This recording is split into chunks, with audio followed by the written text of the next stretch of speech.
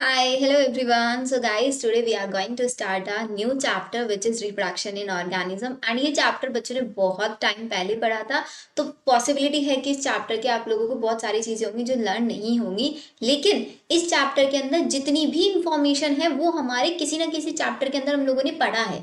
तो इस चैप्टर में आप लोगों को कुछ नया नहीं देखने के लिए मिलेगा। स्टिल हम लोगों को पता है हम एनसीईआरटी लाइन टू लाइन ही पढ़ेंगे। तो इस चैप्टर में मैं आज आप लोगों को कैसे पढ़ाने वाली, इस पर ज्यादा टाइम हम लोग वेस्ट नहीं करेंगे। इस चैप्टर में जितने भी इंपॉर्टेंट पॉइंट्स हैं वो मैं आप लोगों को हाईलाइट करा दूंगी। तो जब भी आप इस चैप्टर को पढ़ोगे सिर्फ उन इंपॉर्टेंट पॉइंट्स को ही पढ़ोगे, या फिर एक और पॉसिबिलिटी है कि जो पॉइंट्स मैं आप लोगों को यहाँ पे हाईलाइट करा रही हूँ उनको आप अपने पास साइड में लिख के रख लो, सो दैट आपको वापस से इस चैप्टर की लाइन टू लाइन एनसीईआरटी नहीं पढ़नी पड़े। दोनों ऑप्शन है, या हाईलाइट करके रख लो या फिर साइड में एक शॉर्ट नोट्स बना के रख लो। मैक्स 1 पेज नोट इस चैप्टर से बनने वाला है, अनलेस इस चैप्टर की पूरा डिटेल हम लोग सेक्सुअल रिप्रोडक्शन फ्लावरिंग प्लांट में पढ़ते हैं एंड देन लास्ट वन हम अपना ह्यूमन रिप्रोडक्शन में पढ़ते हैं। स्टार्ट करें चैप्टर। तो अगेन सबसे पहली इस चैप्टर की मोस्ट इंपॉर्टेंट डेफिनेशन आती है बच्चों, लाइफ स्पेन। लाइफ स्पेन के डेफिनेशन पे भी क्वेश्चन आ सकता है। लाइफ स्पेन का मतलब होता है the period from birth to the natural death. आज जो हम लेक्चर लेंगे थोड़ा सा स्पीड में मैं आप लोगों को पढ़ाऊंगी सो दैट हम कम टाइम में ज्यादा चीजें कवर अप कर पाए। तो बर्थ से लेकर नेचुरल डेथ तक का जो टाइम पीरियड होता है उसको हम बोलते हैं लाइफ स्पेन। अब हमारी एनसीईआरटी ये कहती है कि भाई लाइफ स्पेन जो होता है हमारा वो ऑर्गेनिज्म टू ऑर्गेनिज्म वेरी करता है। ठीक है, लाइफ स्पेन क्या होता है हमारा, ऑर्गेनिज्म टू ऑर्गेनिज्म वेरी करता है। एंड लाइफ स्पेन एक बहुत डिफिकल्ट टाइप का या फिर एक वेरिएबल टाइप का हमें डिफरेंस दिखाता है। जैसे कि बहुत स्मॉल ऑर्गेनिज्म है उसका लाइफ स्पेन बहुत बड़ा हो सकता है, कोई लार्ज साइज का ऑर्गेनिज्म उसका लाइफ स्पेन छोटा हो सकता है। तो मतलब यहाँ पे वेरिएबिलिटी हमें दिखाई देगी बहुत अच्छे से। और लाइफ स्पेन को ये नहीं है कि लार्ज साइज का ऑर्गेनिज्म हो तो उसकी लार्ज ही लाइफ स्पेन होगी, ऐसे नहीं होगा। डिफरेंट डिफरेंट ऑर्गेनिज्म की डिफरेंट डिफरेंट लाइफ स्पेन हो सकती है। लाइफ स्पेन के ऊपर पहले क्वेश्चंस आते थे, अब इसके ऊपर क्वेश्चंस नहीं आते हैं, तो इसके ऊपर हम लोग ज्यादा फोकस नहीं करेंगे। अब हम चलते हैं हमारा the next one point is types of reproduction. अब हमें पता है बच्चों रिप्रोडक्शन दो टाइप के होते हैं। The first one is your reproduction कितने टाइप के होता है, दो टाइप के होता है, नहीं होता है। एक जल्दी से हम एक बार इसका डिफरेंस देख लेते हैं। रिप्रोडक्शन होते हैं हमारे पास टू टाइप्स के। The first one is your asexual reproduction and the second one is your sexual reproduction. अब इन दोनों के बीच में डिफरेंस क्या होता है, एसेक्सुअल रिप्रोडक्शन में हमेशा याद रखना है कि यहाँ पे सिंगल पेरेंट इन्वॉल्व होगा, और सेक्सुअल रिप्रोडक्शन में बाई पेरेंटल प्रोसेस हो गई, मतलब दो पेरेंट्स का इन्वॉल्वमेंट होगा, एक मेल पेरेंट होगा और एक फीमेल पेरेंट होगा। हमारे एसेक्सुअल रिप्रोडक्शन में कोई गैमेट फॉर्मेशन नहीं होगा, नो गैमीट फॉर्मेशन। और गैमीट फॉर्मेशन के प्रोसेस को हमें पता क्या बोलते हैं, गैमेटोजेनेसिस। अब गैमीट्स का फॉर्मेशन नहीं हो रहा और यहाँ पे गैमीट फॉर्मेशन होगा। The process of formation of gamete is known as gametogenesis. अगर गैमीट नहीं बन रहे हैं तो क्या यहाँ पे फर्टिलाइजेशन हो सकता है, एग्जैक्टली नो फर्टिलाइजेशन। तो यहाँ पे हमारा फर्टिलाइजेशन भी नहीं होगा एंड सेक्सुअल रिप्रोडक्शन के अंदर फर्टिलाइजेशन होगा। ए सेक्सुअल रिप्रोडक्शन के अंदर कभी भी वेरिएशन नहीं आते हैं, नो वेरिएशन। तो मतलब ए सेक्सुअल रिप्रोडक्शन में बनने वाला ऑफस्प्रिंग हमेशा अपने पेरेंट के क्या होता रहता है, एग्जैक्टली क्लोन रहते हैं। बट सेक्सुअल रिप्रोडक्शन में वेरिएशंस आते हैं, तो वेरिएशंस ये इंपॉर्टेंट पॉइंट है, आप लोगों को यहाँ पे याद रखना है। The most important point is asexual reproduction में जो ऑर्गेनिज्म बनते हैं वो आइडेंटिकल होता है एग्जैक्टली अपने पेरेंट्स के, इसलिए हम उनको क्लोन कहते हैं। रिप्रोडक्शन ही क्या करता है, हमारी स्पीसीज की कॉन्टिन्यूटी को मेंटेन करके रखता है generation to generation. Important line है ये वाली, हाईलाइट कर लो। Reproduction enables the continuity of the species from generation after generation. पहला पॉइंट हो गया एसेक्सुअल रिप्रोडक्शन और सेक्सुअल रिप्रोडक्शन, दोनों में डिफरेंस हम लोगों को क्लियर हो गया। अब सबसे पहले हम देखते हैं कि भाई एसेक्सुअल रिप्रोडक्शन क्या होता है। एसेक्सुअल रिप्रोडक्शन में हमने देखा कि बनने वाले जो ऑफस्प्रिंग्स होंगे एग्जैक्टली कॉपीज होंगे अपने पेरेंट के, तो उनके लिए हम टर्म यूज करेंगे क्लोन। क्लोन मॉर्फोलॉजिकली भी सिमिलर होंगे, और मतलब मॉर्फोलॉजी मतलब बाहर से दिखने में भी सिमिलर होंगे अपने पेरेंट्स के, एग्जैक्टली उनका जेनेटिक मेकअप भी बिल्कुल सेम रहने वाला है, कोई वेरिएशन वहां पे देखने के लिए नहीं मिलेगा। पहले डायग्राम में हम लोगों को दिखाया हुआ है क्या, बाइनरी फ्यूजन इन ईस्ट, सॉरी बडिंग इन ईस्ट, बडिंग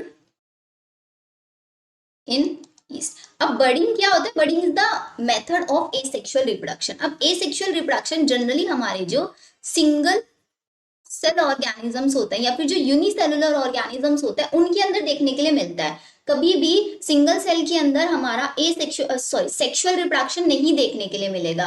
तो ए सेक्सुअल रिप्रोडक्शन हमें किस किस के अंदर देखने के लिए मिलता है? मोस्टली हमारे प्रोटिस्ट या फिर मोनेरास, इनके अंदर हमें देखने के लिए मिलेगा। इनके अंदर जो सेल डिवीजन होता है, मतलब सेल्स डिवाइड करते हैं, एक सेल से 2 सेल बन रही है, 2 से 4 सेल बन रही है, वही क्या होता है? वही आपका एक मोड ऑफ रिप्रोडक्शन होता है। तो किसके अंदर हमारा मोस्टली जितने भी हमारे सिंगल सेल्ड ऑर्गेनिजम्स होते हैं उनके अंदर एसेक्सुअल रिप्रोडक्शन देखने के लिए मिलता है। अब तक मैंने आप लोगों को सिर्फ लाइफ स्पेन की डेफिनेशन याद कराया, सेक्सुअल और एसेक्सुअल के बीच में डिफरेंस याद कराया। उसके बाद हमारा एसेक्सुअल रिप्रोडक्शन मोस्टली किसके अंदर होगा? सिंगल सेल ऑर्गेनिजम्स के अंदर होगा। कैसे होगा, किस किस के अंदर क्या क्या होने वाला है, वो हम लोग यहाँ पे याद करेंगे। अब शॉर्ट में ना साइड में कुछ चीजें लिख लो। सबसे पहले आप लोगों को क्या याद रखना है कि एसेक्सुअल रिप्रोडक्शन के अंदर क्या बनते हैं? हमारे पास क्लोन्स बनते हैं, बिकॉज क्लोन्स के ऊपर क्वेश्चन आता है। क्लियर? पहला पॉइंट ये लिखोगे। सेकेंड पॉइंट लिखोगे हमारे पास एसेक्सुअल रिप्रोडक्शन के टाइप्स। सबसे पहले होता है मेरे पास बाइनरी फ्यूजन। बाइनरी फ्यूजन के अंदर क्या होता है? एक पैरेंट बॉडी अपने आप को 2 पार्ट्स में डिवाइड कर लेती है and each part give rise to a new organism. वो नए ऑर्गेनिज्म को रिप्रोड्यूस करता है। इसके एग्जाम्पल हमें याद रखना है आपके amoeba and paramecium. Amoeba and paramecium. फिर नेक्स्ट मेथड होता है मेरे पास बर्डिंग। बर्डिंग के अंदर क्या होता है? एक पैरेंटल ऑर्गेनिज्म की बॉडी के अंदर एक आउट ग्रोथ प्रोड्यूस होती है, बॉडी के बाहर प्रोड्यूस होती है, एक्सोजीनस होती है। अगर बॉडी के अंदर कोई आउट ग्रोथ हो रही है उसको हम बोलते हैं एंडोजीनस। बाहर हो रही है एक्सो, अंदर हो रही है एंडो। तो बर्डिंग के अंदर एक बर्ड प्रोड्यूस हुई, फिर वो बर्ड धीरे धीरे ग्रो करती है पैरेंट बॉडी के ऊपर ही, और जैसे ही वो ग्रो कर जाती है वो पैरेंट बॉडी से डिटैच हो जाएगी एंड डिटैच होकर एक नए ऑर्गेनिज्म को रिप्रोड्यूस कराएगी। पूरा डिटेल नहीं पढ़ना, एग्जाम्पल्स पे क्वेश्चन आता है। बर्ड में क्या होता है? सिर्फ एक आउट ग्रोथ प्रोड्यूस होती है। बर्डिंग के एग्जाम्पल क्या होता है? बर्डिंग के मेरे पास 2 एग्जाम्पल है आपका, हाइड्रा एंड ईस्ट। ठीक है, पूरी एनसीईआरटी कवर अप हो जाएगी आपकी यहाँ से। फिर नेक्स्ट आता है मेरे पास जूस्पोर्स के थ्रू रिप्रोडक्शन किसके अंदर होता है। अब यहाँ पे जूस्पोर्स में हमारी एनसीईआरटी ये लिखते हैं कि भाई मेरे पास कुछ ऑर्गेनिजम्स ऐसे भी हैं जो अपना reproduction special type of asexual reproductive structures के थ्रू करता है। Reproduction special type of asexual reproductive structure, जैसे कि मेरा जूस्पोर। जूस्पोर के बारे में एक इंपॉर्टेंट पॉइंट ये याद रखना है, जूस्पोर जो होता है हमारे मोटाइल माइक्रोस्कोपिक स्पोर्स होता है।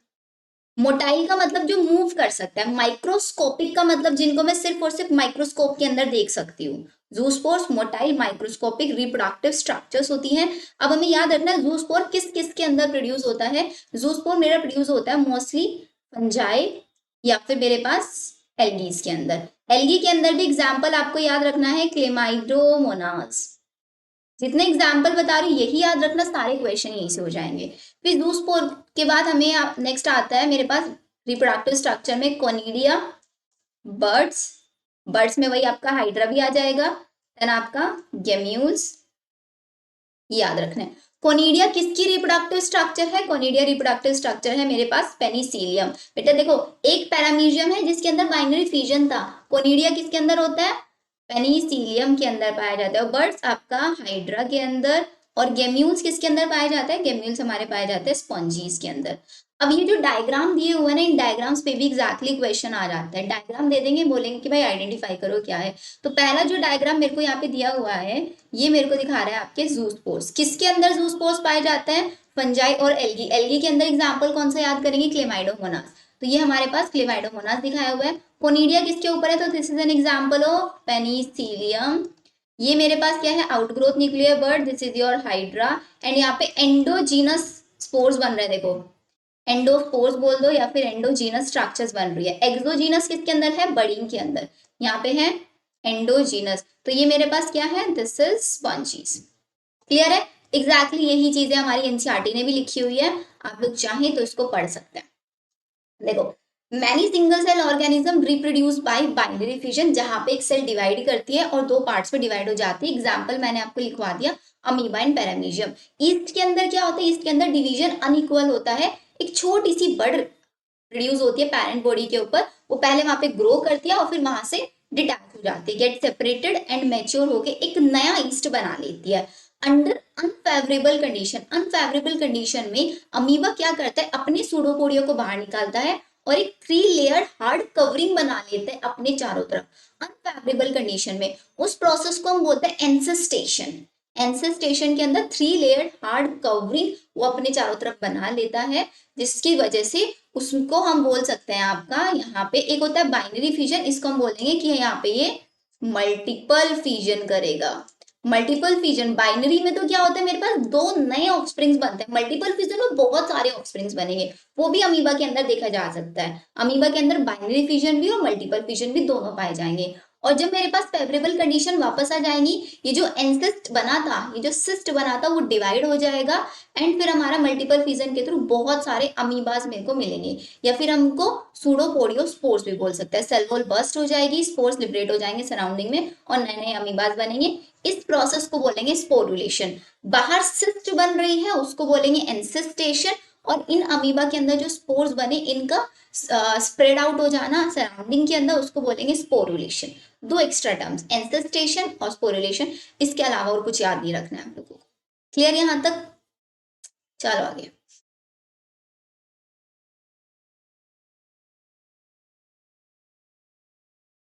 अब आ जाओ नेक्स्ट पे। जितना मैंने आप लोगों को बताया, जूस्पोर्स होता है स्पेशल एसेक्सुअल रिप्रोडक्टिव स्ट्रक्चर्स होती हैं। कोनिडिया किसके अंदर होता है? पेनिसिलियम के अंदर, बर्ड हाइड्रा के अंदर और गैमियोस्पॉन्जिस के अंदर। ये मैंने आप लोगों को लिखवा दिया। अब इसके बाद ये बोलते हैं कि while in animals and other simple organism term asexually is used. मतलब अगर मैं बात करूं एनिमल्स की या फिर सिंपल ऑर्गेनिजम्स की, तो वहां पे तो मैं टर्म यूज करूंगी भाई उनके अंदर एसेक्सुअल रिप्रोडक्शन हो रहा है। लेकिन अगर मैं सेम चीज प्लांट्स के अंदर करा रही हूँ, एक सिंगल पेरेंट है, कोई गैमीट्स का फॉर्मेशन नहीं हो रहा है, कोई वेरिएशंस नहीं आ रहा है, तो मैं वहां पे एसेक्सुअल रिप्रोडक्शन ना कह के वहां पे क्या टर्म यूज करेंगे? Vegetative reproduction. या फिर उनका रिप्रोडक्शन किसके थ्रू होता है? छोटे छोटे स्ट्रक्चर्स के थ्रू होता है, जिनको बोलते हैं वेजिटेटिव प्रोपगेशन। ये आप लोगों को याद रखना है। और वेजिटेटिव प्रोपगेशन को याद रखने की एक सिंपल सी ट्रिक आप लोगों को ध्यान रखना है। सबसे पहले आप याद रखोगे कि आपके पास 3 मॉडिफिकेशंस होते हैं स्टेम के, जो कि हम लोगों ने मॉर्फोलॉजी ऑफ फ्लावरिंग प्लांट्स में भी पढ़ा था। पहले होते हैं मेरे पास अंडरग्राउंड स्टेम्स। अब आप बोलोगे मैम ये आप हमको क्यों पढ़ा रहे हो?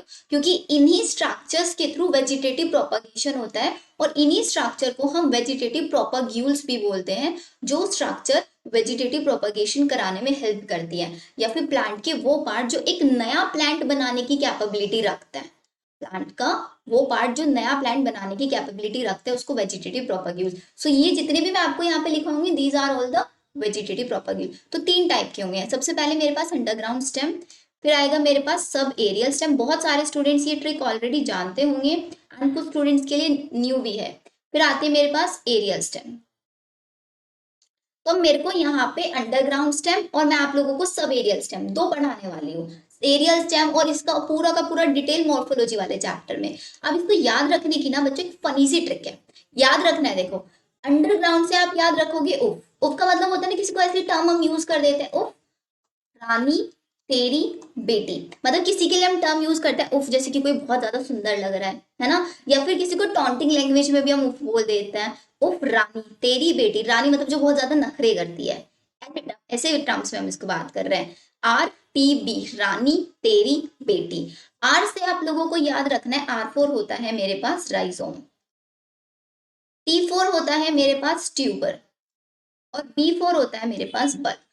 तो आप लोगों को याद रहेगा कि भाई मेरे पास राइजोम, ट्यूबर और बल्ब, ये किस टाइप के स्टेम है? ये वो स्टेम है जो सॉइल के अंदर पाए जाते हैं, अंडरग्राउंड स्टेम है ये।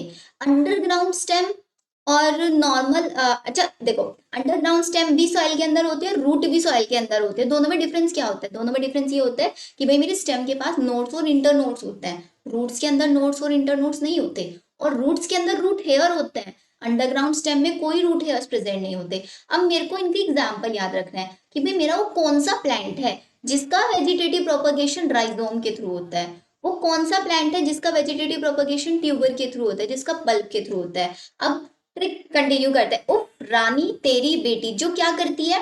जीटीबी, जीटीबी नगर पता ना, आप लोग दिल्ली से अगर होंगे तो दिल्ली वाले बच्चों को पता है जीटीबी नगर है वहां पे। जीटीबी पर जाके वो गोवा के जैसे घूमती है, मतलब जैसे गोवा में घूमता है ना सब लोग, ऐसे ही मस्त ऐसे वो जीडीपी पे जाके गोवा के जैसे घूमती है, जैसे गोवा में घूमता है। अब G4 आप याद रखोगे, यहाँ पे G4 होता है मेरे पास जिंजर, T4 टर्मरिक, B4 बनाना। तो इसका मतलब यहाँ पे क्या हुआ इस ट्रिक में कि भाई टर्मरिक का अगर आपसे कोई पूछे कि टर्मरिक की वेजिटेटिव प्रोपग्यूल क्या है, टर्मरिक का वेजिटेटिव प्रोपग्यूल है राइजोम, या फिर टर्मरिक वेजिटेटिव प्रोपगेशन शो करता है with the help of rhizome. Tuber के थ्रू कौन करता है मेरे पास, potato, and G4 garlic, O for onion, और A फॉर अगेव।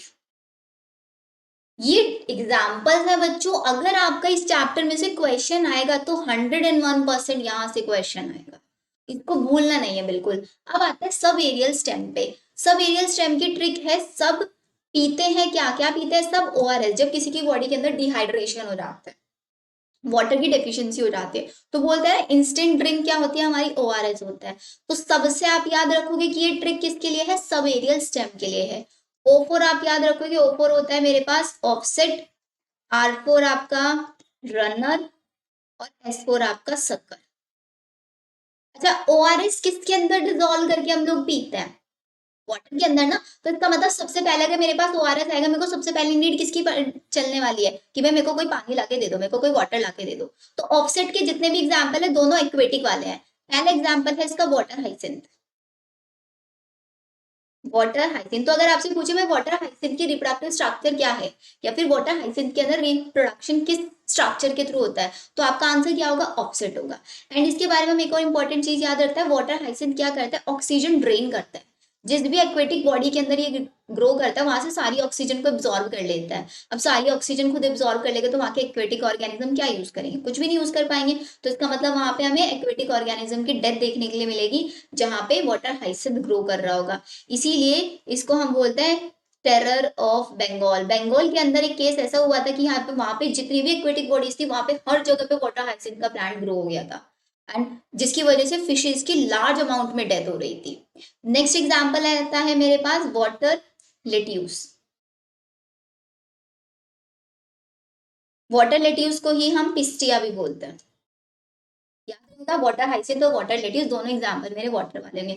रनर, अब आप लोगों ने ORS पी लिया है वाटर के अंदर डिजोल्व करके, आपकी बॉडी में एनर्जी आ गई, तो रनर मतलब आप रन करोगे। और रन करने के लिए सबसे अच्छी चीज क्या बोली जाती है, कहाँ पे रन करना चाहिए, पार्क में जाना चाहिए घूमने के लिए, वॉक करने के लिए। पार्क में क्या होता है आपका, ग्रास होता है, और हम ग्रासेस पे जा रहे होते हैं, तो वहां पे हमें अगर सपोज करें स्ट्रॉबेरी के प्लांट भी मिल जाए तो मजा ही आ जाएगा, हम लोगों को स्ट्रॉबेरी खाने के लिए मिल जाए। तो दो एग्जाम्पल याद रखना है कि भाई आप रन करोगे ग्रासेस के ऊपर और वहां घूमते घूमते अगर आपको स्ट्रॉबेरी मिल जाए खाने के लिए, ठीक है। फिर इसके बाद नेक्स्ट एग्जाम्पल आता है मेरे पास शक्कर।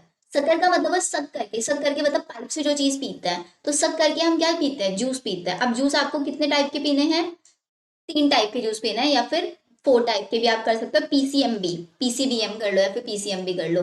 P4 क्या होता है आपका, P4 पाइनएप्पल, मतलब आपको सब करके कौन कौन से जूस पीने हैं, आपको पाइनएप्पल, क्राइसेंथेमम, B4 बनाना, और M4 मिंट। ये हुई हमारी ट्रिक किस किस की, आपकी सब एरियल स्टेम और अंडरग्राउंड स्टेम। अब बच्चे सबसे ज्यादा कंफ्यूज होते हैं कि मैम बनाना के अंदर राइजोम भी है और बनाना के अंदर शक्कर भी है। तो बनाना के अंदर दोनों टाइप्स है, मतलब मेनली तो होता है आपका राइजोम के थ्रू उसके अंदर, लेकिन इसकी क्या होता है, इसकी छोटी सी ब्रांच जो होती है ना, वो हॉरिजॉन्टली ग्रो करके सॉइल से बाहर निकल के आ जाती है, तो उसको बोलते हैं हम शक्कर, फिर वो एक नया प्लांट ग्रो करा देती है। तो दोनों एग्जाम्पल होते हैं बनाना के, आपका राइजोम के थ्रू भी और आपका शक्कर के थ्रू भी। डन, यहाँ तक सब कुछ याद रहेगा ये चीज। मैथ्स क्वेश्चन बच्चों यहीं से मिलने वाले हैं। तो मैंने आप लोगों का जितना यहाँ पे देखो एनसीईआरटी ने लिखा हुआ है ना, रनर, राइजोम, शक्कर, ट्यूबर, ऑफसेट, ये सब बता दिया। अब चलते हैं हम आपका जरा इस पे देखो। अब ये जो डायग्राम दिए हुए ना, इन डायग्राम से भी क्वेश्चन आ जाएंगे। ये क्या है मेरे पास, पोटैटो, आलू सब खाते हैं ना, तो पोटैटो के अंदर आपका किसके थ्रू होता है वेजिटेटिव प्रोपगेशन, ट्यूबर के थ्रू होता है। तो क्वेश्चन ये पूछा जाता है भाई ट्यूबर क्या होता है, tuber is an auxiliary bird. ये एक ऑक्सिलरी बर्ड होती है मेरे पास। ये क्या है मेरे पास, जिंजर, जिंजर के अंदर किसके थ्रू होता है, जिंजर के अंदर थ्रू होता है आपका राइजोम के थ्रू। ये क्या है सी ऑप्शन में, सी इज योर अगेव, अगेव के अंदर किसके थ्रू होता है, बल्ब या फिर बल्बिल भी बोल सकते हैं।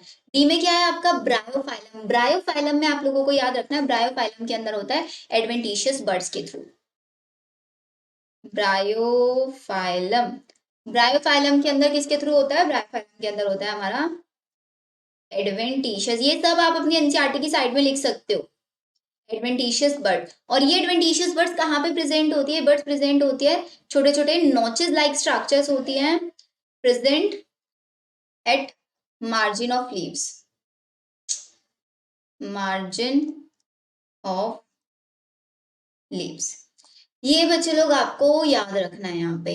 डन सारी चीजें। और ई ऑप्शन में तो क्या है, ये दिस इज मेरा ऑफसेट, एंड ऑफसेट के अंदर तो हमें याद रहता है terror of Bengal, water hyacinth. Done बच्चे लोग, यहाँ तक सब कुछ आई होप समझ में आ रहा होगा, एंड जो मैंने लिखा हुआ आप लोगों को दिख भी रहा होगा ना क्लियरली। स्क्रीनशॉट लेना चाहोगे स्क्रीनशॉट ले लेना, अनलेस ही आप लोगों को नोट्स मिल जाएंगे। डन, चलो आगे चलते हैं।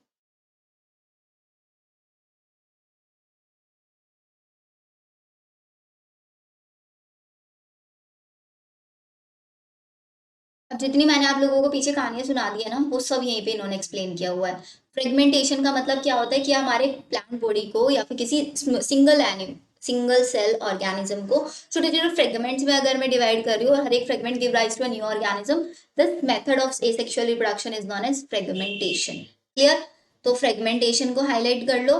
फिर वाटर हाइसिंथ ने क्या किया था, टेरर ऑफ बंगाल किया था, क्या करता है, ड्रेन कर लेता है बहुत सारी ऑक्सीजन, जिसकी वजह से डेथ ऑफ फिशेज हो जाता है। बहुत इंपॉर्टेंट है बच्चों, क्वेश्चन आ जाता है यहाँ पे। फिर इसके बाद ये बोलता है कि भाई मेरे पास पोटैटो है, एग्जैक्टली है, शुगर केन भी है, बनाना है, जिंजर है, डेलिया, इन सब के अंदर जो वेजिटेटिव प्रोपगेशन होता है वो अलग अलग स्ट्रक्चर्स के थ्रू होता है। जैसे राइजोम ऑफ बनाना, बनाना हो गया, जिंजर हो गया, पोटैटो के अंदर ट्यूबर होता है। तो ये सब की सब इनका ओरिजिन क्या है, जो राइजोम है, ट्यूबर है, बल्ब है, इन सब का ओरिजिन है कि सब की सब नोड से ओरिजिनेट होती हैं। कहाँ से, और क्वेश्चन आ सकता है यहाँ पे कि नोड से ओरिजिनेट होती है, इंटरनोड से होती है, या स्टेम से होती है, रूट से होती है, कहाँ से होती है। हम सब क्या सोचते हैं भाई अंडरग्राउंड स्टेम है ये। अब अंडरग्राउंड स्टेम है तो रूट से ओरिजिनेट हो रही होंगी, बच्चे बहुत कंफ्यूज होते हैं। लेकिन अंडरग्राउंड स्टेम है, नोड्स क्या होता है हमारा, सबसे जो लोअर वाली नोड होती है प्लांट की, वहां से ओरिजिनेट होती है और जाके सॉइल के अंदर पेनिट्रेट करती है, जिसकी वजह से अंडरग्राउंड बन जाती है। तो याद रखना है, अराइज होती है नोड से। ठीक है, when nodes come in contact with them soil और वाटर, जब हमारा जो नोड्स होती है प्लांट की वो सॉइल और वाटर के कांटेक्ट में आती है, उसके अंदर रूट्स डेवलप हो जाती है और एक नया प्लांट ग्रो करा देता है। ऐसे ही मेरे पास ब्रायोफाइलम, मैंने आपको बताया एडवेंटिशियस बर्ड्स कहाँ से ओरिजिनेट है, notches present at the margin, leaves के मार्जिन पे छोटे छोटे नोचेस, लीफ लाइक स्ट्रक्चर्स होती है।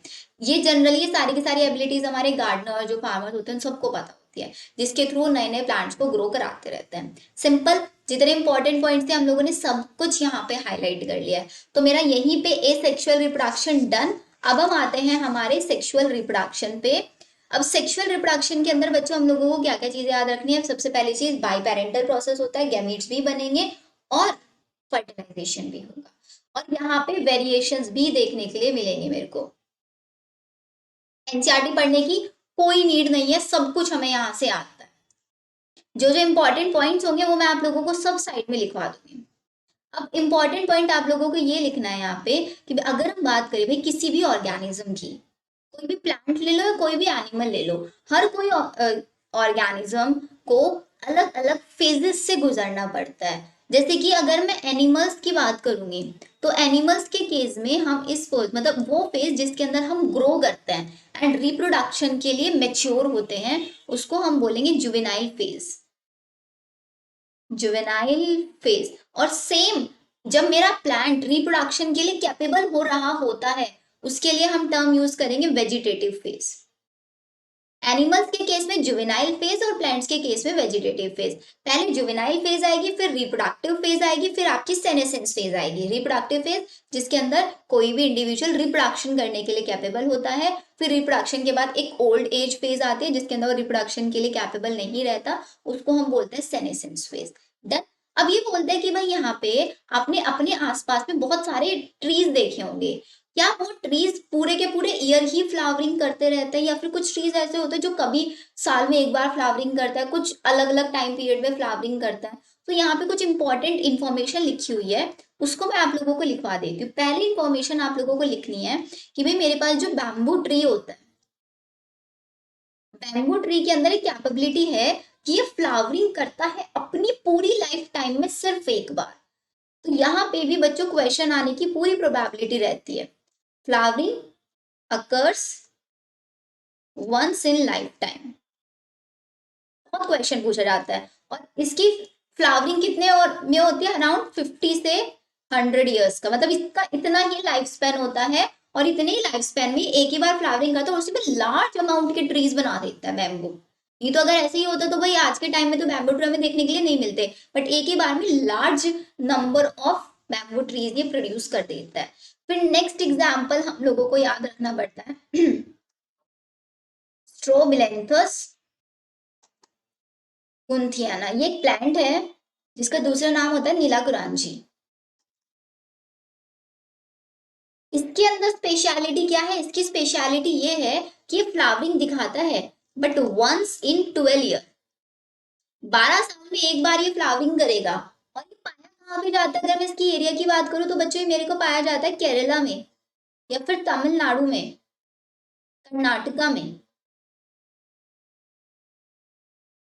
टूरिस्ट के लिए बहुत अच्छा एक पॉइंट बन जाता है ये। अब 12 ईयर्स में एक बार करता है, और कौन से मंथ में करता है ये भी क्वेश्चन आ जाता है। भाई सितंबर और अक्टूबर के मंथ में करता है। तो अगर आपको ये नीलाकुरांजी फ्लावर देखना है तो आप केरला चले जाना, बट सितंबर अक्टूबर के मंथ में जाना। ईयर भी देख के जाना, कौन से में लास्टली हुई थी 2006 में, अभी कौन से ईयर में होगी।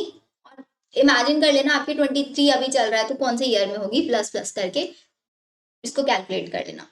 तो यही हमारा एनसीईआरटी ने लिखा हुआ है, हाईलाइट कर लो। पहली चीज एनसीईआरटी ने लिखा हुआ है हमारा कि मेरे पास कुछ फ्रूट्स होते हैं जो सीजनली आते हैं, जैसे मैंगो होता है, अभी गर्मियां स्टार्ट हो रही है, एप्पल होता है, जैक फ्रूट होता है, सीजनल फ्रूट्स होता है। लेकिन कुछ प्लांट्स ऐसे होते हैं जो एनुअल होते हैं और बाइनियल। एनुअल का मतलब होता है साल में सिर्फ एक ही बार। जैसे कि एग्जाम्पल हमारा दिया हुआ होगा इन्होंने, बैम्बू ट्री। ये बैम्बू ट्री अपनी लाइफ टाइम में सिर्फ एक ही बार फ्लावरिंग दिखाता है, कब? आफ्टर 15 से 100 ईयर, और उसी में large number of fruit produce करता है एंड देन उसकी डेथ हो जाती है। एक और प्लांट है स्ट्रोबिलेंथस कुंथियाना नीलाकुरांजी, जो भी लिखवाया। 12 ईयर्स में एक बार फ्लावरिंग करता है, सितंबर अक्टूबर मंथ में 2006 में उसने किया था। फिर केरला, कर्नाटका, तमिलनाडु, इनके हिली एरियाज में पाया जाता है। देन यहाँ तक सारी चीजें क्लियर। फिर इसके बाद आती है भाई साइकिल्स। ये तो था हमारा प्लांट्स के बारे में। क्या एनिमल्स के अंदर भी ऐसे कोई सीजनल ब्रीडिंग वाला प्रोसेस होता है? तो उसके अंदर दो साइकिल्स होती हैं आपकी, ऊस्ट्रस साइकिल और एक मेंस्ट्रुअल साइकिल। ऊस्ट्रस साइकिल आपकी सभी के सभी नॉन प्राइमेट्स के अंदर पाई जाती है। ईस्ट्रस साइकिल या ऊस्ट्रस साइकिल नॉन प्राइमेट्स में, मेंस्ट्रुअल साइकिल हमारी प्राइमेट्स के अंदर पाई जाती है। अब अगर हम बात करें हमारी बर्ड्स की, कि भाई बर्ड जो होती है वो ओवी पैरस होती है, एग लेइंग होती है नहीं होती है? दो टाइप के ऑर्गेनिज्म होते हैं, एक होता है ओवी पैरस, एक होता है वाइवी पैरस। लिख लो इसको भी, ई पैरस, एक होंगे मेरे पास वाइवी पैरस। ओवी पैरस होंगे मेरे पास एग लेइंग। एग लेइंग का एग्जाम्पल जैसे कि मेरा रेप्टाइल्स एंड बर्ड। तो रेप्टाइल्स और बर्ड जो होते हैं वो एग ले करते हैं, और इनके एग के ऊपर प्रेजेंट होते हैं हार्ड कैल्केरियस शेल। जबकि जो वाइवी पैरस होते हैं that give birth to young ones, give birth to young ones. ये डिफरेंस होता है। और नॉन प्राइमेट्स के अंदर कौन सी साइकिल होगी? नॉन प्राइमेट्स में देखने के लिए मिलेगी मेरे को ईस्ट्रस साइकिल, और प्राइमेट्स में आपका मेंस्ट्रुअल साइकिल। बस इतनी इंफॉर्मेशन लिखी हुई है। अब ये बोलते हैं कि जो हमारी बर्ड्स होती है ना वो एग ले करती हैं। कुछ बर्ड्स तो ऐसी होती हैं जो सीजनली करती हैं एग ले, लेकिन जो पोल्ट्री फार्म्स वगैरह होते हैं उसके अंदर बर्ड्स की कैपेसिटी को बढ़ा दिया जाता है कि वो एग ले थ्रू आउट द ईयर करती रहे। तो हमारे यहाँ पे हम बोल सकते हैं कि भाई जो बर्ड्स के अंदर एग लेइंग वाला प्रोसीजर होता है वो रिप्रोडक्शन से रिलेटेड नहीं होता, उसको आज के टाइम में कमर्शियल प्रोसेस बना दिया गया है ह्यूमन ने अपने वेलफेयर के लिए, अपने प्रॉफिट के लिए। बस ये चीजें हैं। नॉन प्राइमेट्स के अंदर अगर एग्जांपल देखना चाहो, cow, sheep, red deer, dog, tiger, सब नॉन प्राइमेट्स के अंदर आएंगे, जिनके अंदर ईस्ट्रस साइकिल होती है। और मंकी, एप्स और ह्यूमंस ये मेंस्ट्रुअल साइकिल के अंदर आएंगे। डन यहाँ तक सब कुछ? चलो नेक्स्ट पे। फिर आता है हम लोगों के पास सीजनल ब्रीडर्स, ये सब हो गया हमारा।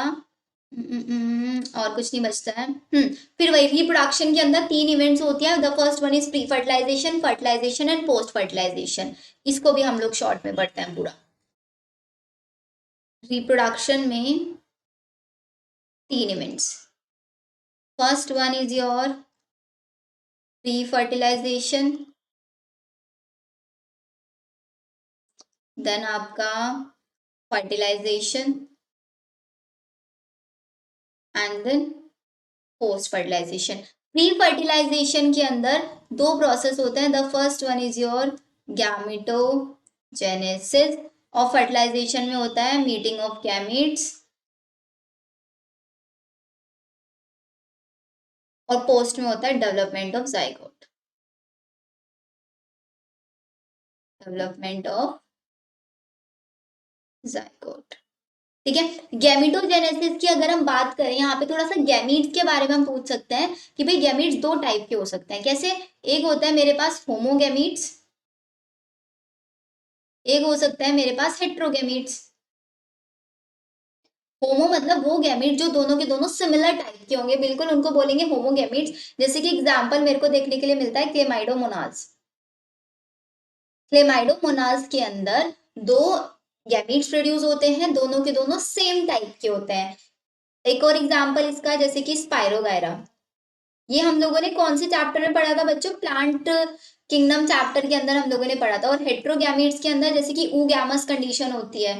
ऊगैमस कंडीशन के अंदर क्या होता है आपका? फीमेल गैमीट होता है। फीमेल गैमीट कैसा होता है? फीमेल गैमीट होता है आपका लार्ज, नॉन मोटाइल, ठीक है। और मेल गैमीट कैसा होता है? मेल गैमीट होता है आपका small but motile. Female gamete को हम बोलते हैं एग या फिर ओवम, और मेल गैमीट को हम बोलते हैं स्पर्म। ये इंपॉर्टेंट चीज है, आप लोगों को यहाँ पे याद रखनी है। और हेट्रोगैमीट्स की अगर मैं एग्जांपल देखूं आपको, तो वॉल्वॉक्स या फिर फ्यूकस आप लिख सकते हो। देन यहाँ तक। And development of zygote, zygote से डेवलप होके क्या बनता है हमारे पास? एम्ब्रियो बनता है। And the process of development of embryo is known as embryogenesis. तो मतलब हम यहाँ पे पूरा का पूरा एम्ब्रियोजेनेसिस पढ़ते हैं, जो कि हम लोगों ने पूरा डिटेल में कौन से चैप्टर में पढ़ता है? ह्यूमन रिप्रोडक्शन चैप्टर के अंदर पढ़ता है। सेम केस हम प्लांट्स के अंदर भी पढ़ते हैं और एनिमल्स के अंदर भी पढ़ता है। अगर मैं प्लांट्स की बात करती हूँ, तो प्लांट्स के अंदर जो मेरे पास ओव्यूल होता है वो तो कन्वर्ट हो जाता है सीड के अंदर, और जो ओवरी होता है, ओवरी कन्वर्ट हो जाता है हमारा फ्रूट्स के अंदर। ये होता है क्या? चलो अब देखते हैं जरा एनसीईआरटी ने क्या लिखा हुआ है एक्सटर्नल।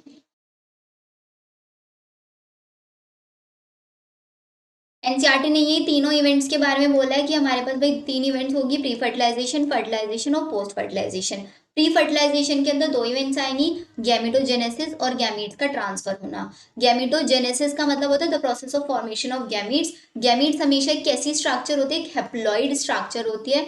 ये डायग्राम्स देखना, इन डायग्राम से पहले गैमीट्स किसके दिखाए हो हमारे पास? क्लेडोफोरा, एल्गी के, आइसोगैमीट, दोनों सिमिलर टाइप के हैं।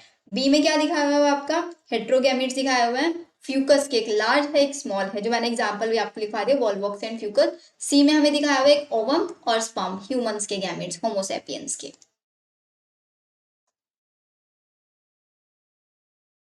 ये इन्होंने यहाँ पे पूरा डिटेल में लिखा हुआ है कि भाई होमोगैमीट्स होते हैं आपके आइसोगैमीट्स सेम टाइप के। फिर एक होता है हेट्रोगैमीट जिसमें मेल गैमीट होता है और एक female gamete. Male gamete large in size, female gamete small in size.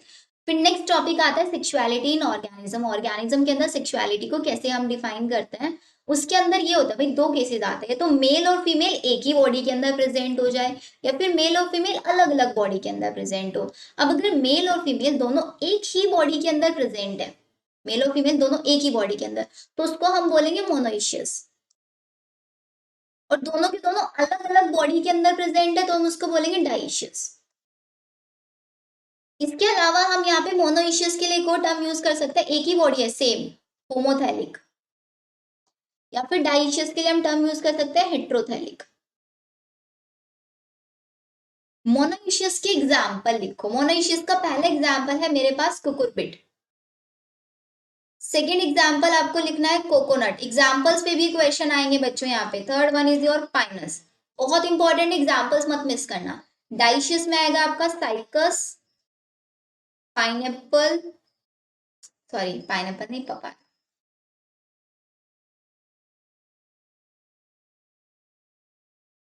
Papaya हो जाएगा।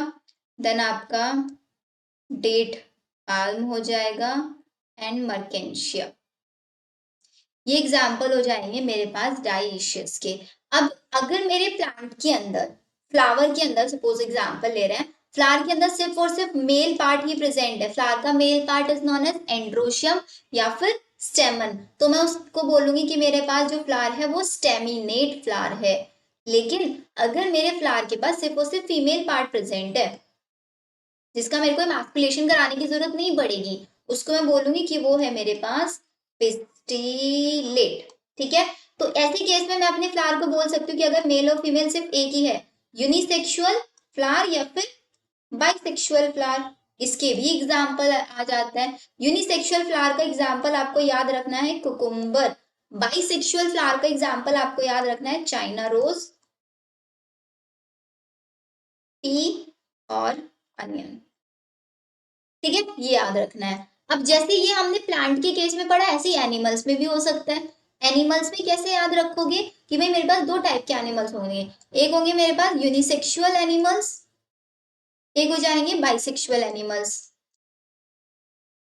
यूनिसेक्सुअल एनिमल्स में एग्जांपल आप लिख लो यहाँ पे, यूनिसेक्सुअल का आ जाएगा कॉकरोच,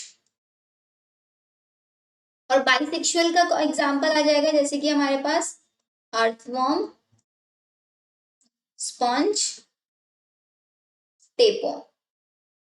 ये वो एग्जाम्पल है जो एनसीईआरटी ने हमारे दिए हुए हैं। फिर इसके बाद एक और केस आता है मेरे पास, parthenogenesis. What is parthenogenesis? Parthenogenesis the process of is the process of development of organism without fertilization, बिना फर्टिलाइजेशन के किसी ऑर्गेनिज्म के बनना।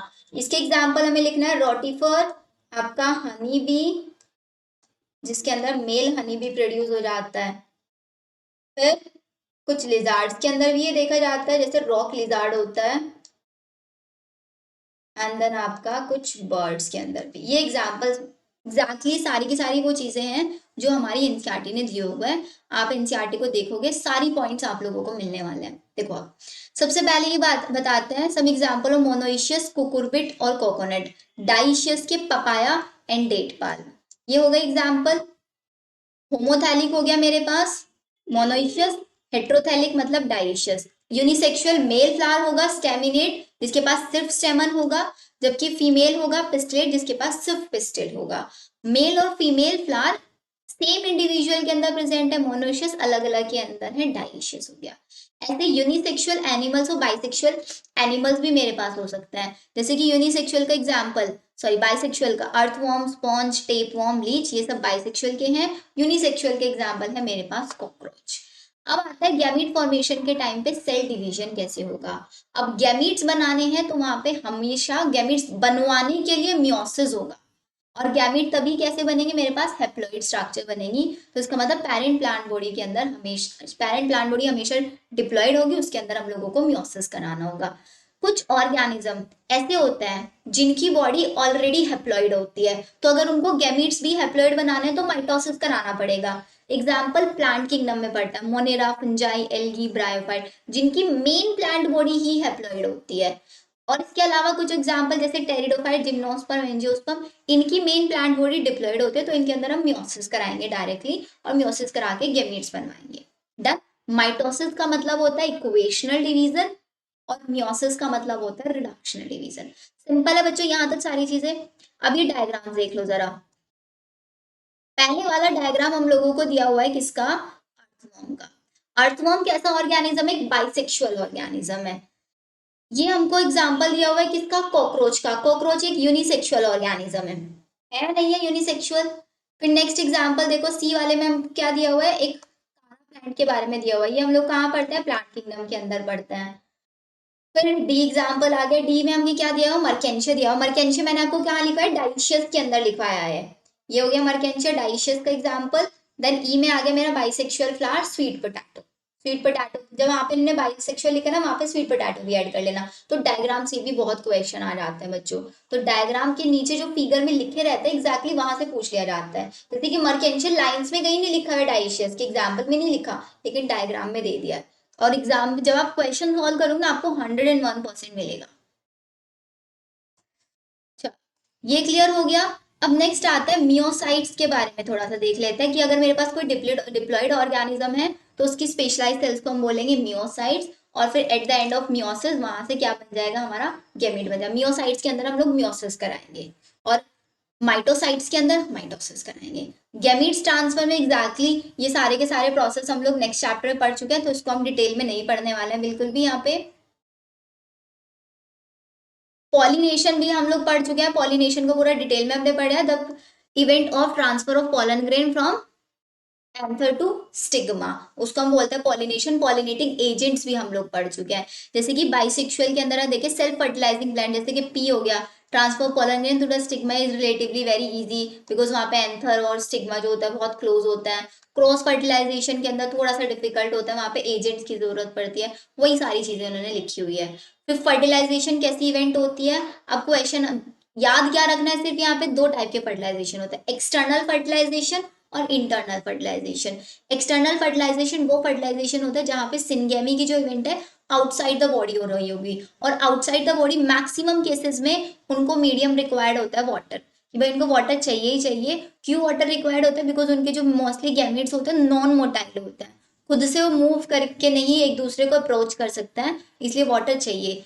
और एक्सटर्नल फर्टिलाइजेशन में एक इंपॉर्टेंट पॉइंट ये रहता है कि external fertilization maximum number of gametes produce होते हैं, मतलब large number of gametes required होते हैं, ताकि चांसेस जो है सिंगैमी के वो बढ़ जाएं, चांसेस सिंगैमी के बढ़ जाए। आउटसाइड फर्टिलाइजेशन है तो आउटसाइड ही जाइगोट बनेगा, उस जाइगोट के डिस्ट्रॉय होने के चांसेस भी बहुत ज्यादा होंगे, क्योंकि उसको कोई भी प्रीडेटर आके खा सकता है, तो प्रीडेटर थ्रेटनिंग भी वहां पे ज्यादा होगा। लेकिन अगर मैं इसको कंपेयर करूं इंटरनल फर्टिलाइजेशन में, उसमें बिल्कुल अपोजिट होगा, लार्ज नंबर ऑफ गैमीट्स नहीं वहां पे बनेंगे, लेस नंबर ऑफ गैमीट्स बनेंगे as compare to the external fertilization. Chances of survival भी यहाँ पे ज्यादा होने वाला है।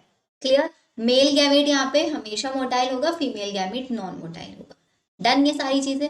फिर आता है post fertilization event. Post fertilization event के अंदर सिर्फ और सिर्फ एम्ब्रियोजेनेसिस आता है, कि कैसे मेरे पास जो जाइगोट है सिंगल सेलुलर स्ट्रक्चर है, उससे पूरा का पूरा एक एम्ब्रियो डेवलप होता है। इसको भी हम लोग पूरा डिटेल में आगे वाले चैप्टर्स में पढ़ते हैं।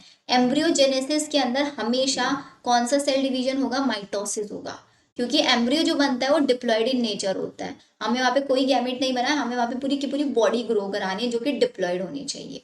ये हो गया हमारे यहाँ पे डन।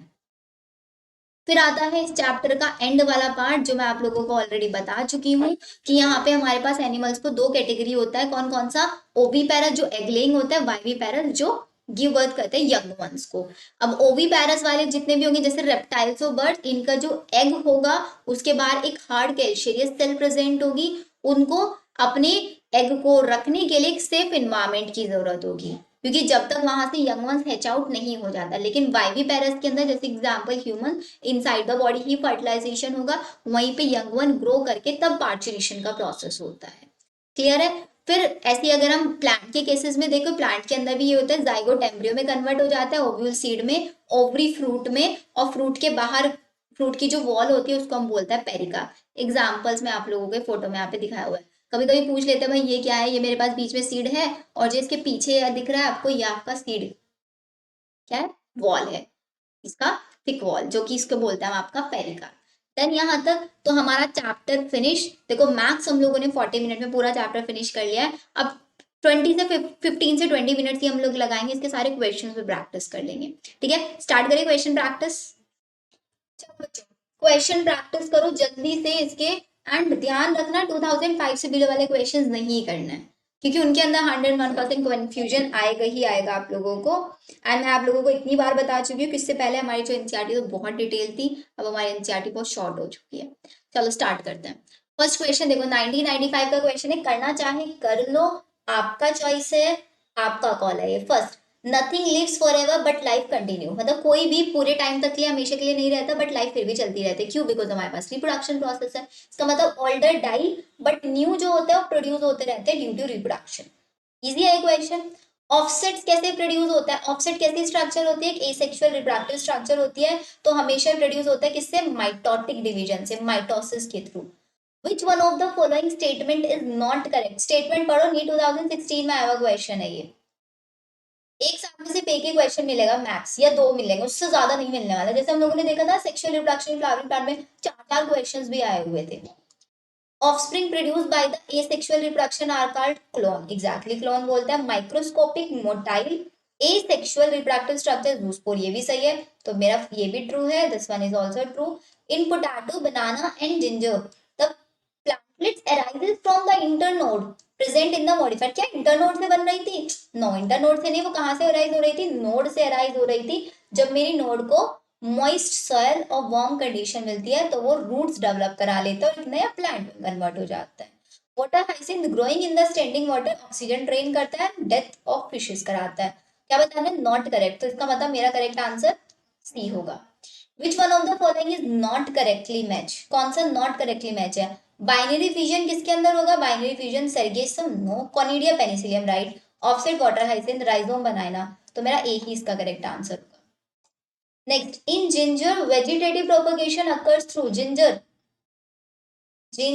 GTB, रानी, तो राइजोम, मतलब सी होगा इसका answer, rhizome. Which one of the following is correctly match?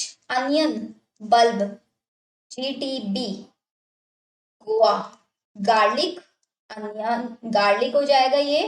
और फॉर आपका अनियन, ए फॉर अगेव, है ना, तो गार्लिक, अनियन, अनियन बल्ब होगा, राइट, ये भी सही है। जिंजर के अंदर शक्कर थोड़ी ना था, जिंजर के अंदर तो मेरा क्या था? GTB। जिंजर के अंदर तो राइजोम था, है नहीं बच्चों? तो बी गलत है। क्लेमाइडोमोनास, पोनीडिया तो पेनिसिलियम में था। ईस्ट, ईस्ट के अंदर जूस्पोर नहीं था, ईस्ट के अंदर तो बर्डिन था। So the correct match is a. Which one of the following pair is wrongly matched while the remaining three are correct? Wrong बताना है। पेनिसिलियम कॉनिडिया सही है। वाटर हाइसिंथ, वाटर हाइसिंथ के अंदर तो ऑफसेट था। ब्राइफलम लीफ बट सही है। अगेव भी सही है। रॉन्गली मैच वाटर हाइसिंथ है। ठीक है। Eyes of the potato tuber, potato tuber की आईज होती है एग्जैक्टली, रूट बर्ड्स होते नहीं, ऑक्सिलरी बर्ड्स होती है। वेजिटेटिव प्रोपगेशन इन पिस्टिया, पिस्टिया के अंदर वेजिटेटिव प्रोपगेशन किसके थ्रू होता है? कौन बताएगा इसका आंसर? जल्दी से बताओ। एग्जैक्टली, राइजोम के थ्रू, सॉरी, ऑक्सिट के थ्रू होता है। पिस्टिया, पिस्टिया का मतलब पता है? वाटर लेट्यूस इसको हम बोलते हैं। अब तो याद आ गया होगा ना क्यों इसका ऑफसेट लिखा मैंने। ऑफसेट के दो example, water hyacinth and water lettuce. Mint, mint मतलब PCMB, pineapple, chrysanthemum, mint, banana, किसके थ्रू था ये? शक्कर के थ्रू था। So the correct answer is C. During regeneration, modification of one organism to another, one organ to another organism, और एक organ से दूसरा ऑर्गन बनता है, उस प्रोसेस को बोलते हैं एपीमॉर्फोसिस। याद रख लेना इसको। Vegetative reproduction of agave, agave, GOA, agave, Goa, Goa मतलब सकर ना, GOA, गोवा नहीं, सकर नहीं। कौन सा होगा आपका आंसर? बल्बिल, सी। इस क्वेश्चन को भी छोड़ दो, ये पहले आता था ग्राफ्टिंग वाला प्रोसेस, स्टॉक एंड सियॉन के अंदर क्या होता है, नहीं आते अब ये वाले क्वेश्चन। चलो, अब ये वाले क्वेश्चन आप लोग करो। कौन कौन सा क्वेश्चन करोगे आप लोग? 14 करो, अभी 15 करो, 16 करो, 17 नहीं कर पाओगे, 21 करो, 22, 23, 24, ये वाले क्वेश्चन करो। देन हम लोग मूव ऑन करेंगे आगे। ये वाले क्वेश्चन आप लोगों को खुद से करना है। You have 2 minutes।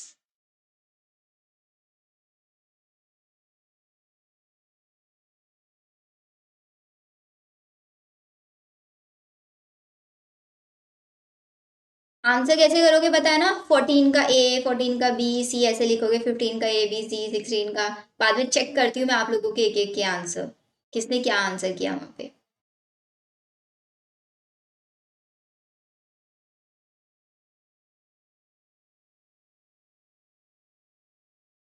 क्वेश्चन अगर अच्छे से विजिबल ना हो ना, तो बच्चों थोड़ा वीडियो की क्वालिटी बढ़ा लेना, तब क्लियरली विजिबल हो जाएंगे।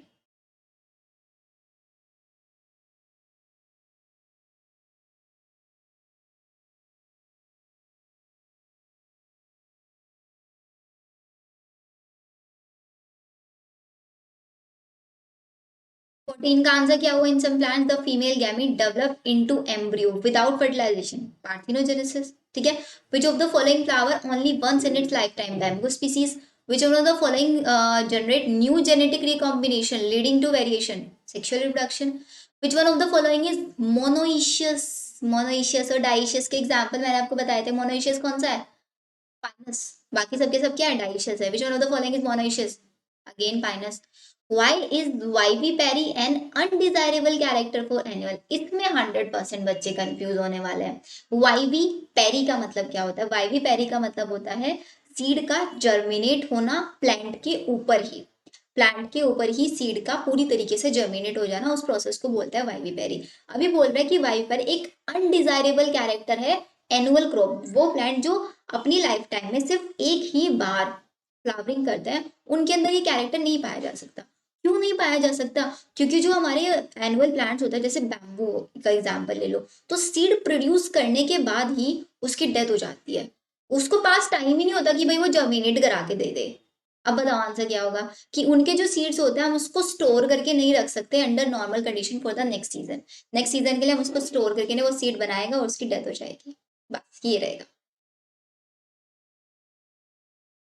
24 इन ऊगैमी। ऊगैमी के अंदर क्या होता है? Large non motile female gamete होता है और स्मॉल मोटाइल मेल गैमीट होता है। आगे करो चलो। 24 तक हो गए होंगे आप लोगों के। 17 करो, 18 करो, 19, 20, 25, 26, 27, 28। देन हमारा चैप्टर फिनिश। ज्यादा टाइम नहीं लगाना है इस चैप्टर पे रिवीजन करने के लिए। Max 15 minute. अगर हमें पूरी रिप्रोडक्शन यूनिट रिवाइज करनी है ना, तो 15 मिनट इस चैप्टर के और 15 मिनट लास्ट वाले चैप्टर मतलब रिप्रोडक्टिव हेल्थ के। ठीक है। और 30-30 minute sexual reproduction in flowering plant और sexual reproduction in human reproduction. तो मैक्स इसको 2 से 2.5 आवर लगने चाहिए जब आप इसको थर्ड टाइम या फोर्थ टाइम पढ़ रहे होंगे। 2 से या 2.5 आवर्स अगर ज्यादा लग रहे हैं आप लोगों को पूरी रिप्रोडक्शन यूनिट रिवाइज करने में, इट मीन्स आपके कंसेप्ट अच्छे नहीं है। सेम इससे नेक्स्ट यूनिट जब हम आते हैं ना जेनेटिक्स, जेनेटिक्स पे भी 3 घंटे लगाते हैं। अगर हम पूरी 12th की बायो करना चाहें तो पूरी 12th की बायो हम 8 से 10 घंटे में कर सकते हैं, बहुत आसानी से, बहुत ईजी वे में। इवन 8 से 10 घंटे तो बहुत ज्यादा ही मैंने बता दिया, उससे भी कम टाइम में हम कर सकते हैं। और सबसे अच्छा तरीका होता है जो भी चीजें मेमोराइज करने की है उनको साइड में लिख लो कहीं पे। मैं भी हमेशा ऐसे ही करती हूँ, जो चीजें याद है। जनरली हम लोगों को एग्जाम्पल, साइंटिस्ट के नेम, इन दो चीजों में प्रॉब्लम आती है, इनको अपने पास शॉर्ट नोट्स में बना के लिख लो। जैसे कि मैं आप लोगों को दिखाती हूँ जस्ट अ सेकेंड कि मैं अपने पास एग्जाम्पल कैसे लिख के रखती हूँ।